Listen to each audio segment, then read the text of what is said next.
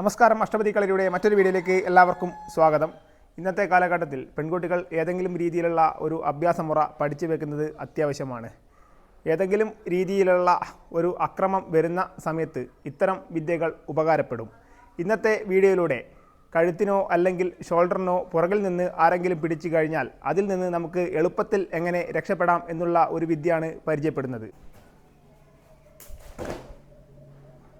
അപ്പോൾ നമുക്ക് ഈ ഒരു വിദ്യ ചെയ്യുന്നത് എങ്ങനെയാണെന്ന് നോക്കാം.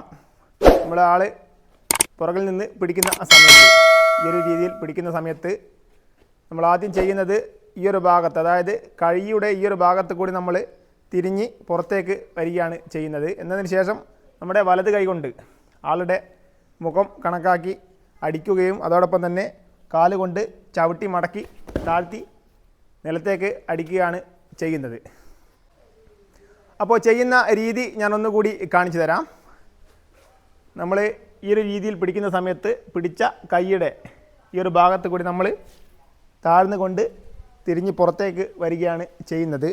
എന്നതിന് ശേഷം നമ്മൾ ഈ ഒരു കൈ കൊണ്ട് ആളുടെ മുഖത്തിൻ്റെ ഈ ഒരു മുഖത്തിൻ്റെ ഭാഗത്ത് നമ്മൾ ശക്തിയായി അടിക്കുന്നതോടൊപ്പം തന്നെ കാലിൻ്റെ ഈ ഒരു മടക്ക് ഭാഗം നമ്മൾ കാലുകൊണ്ട് ചവിട്ടി മടക്കി താഴ്ത്തി എതിരാളിയെ നിലത്തേക്ക് അടിക്കുകയാണ് ചെയ്യുന്നത്.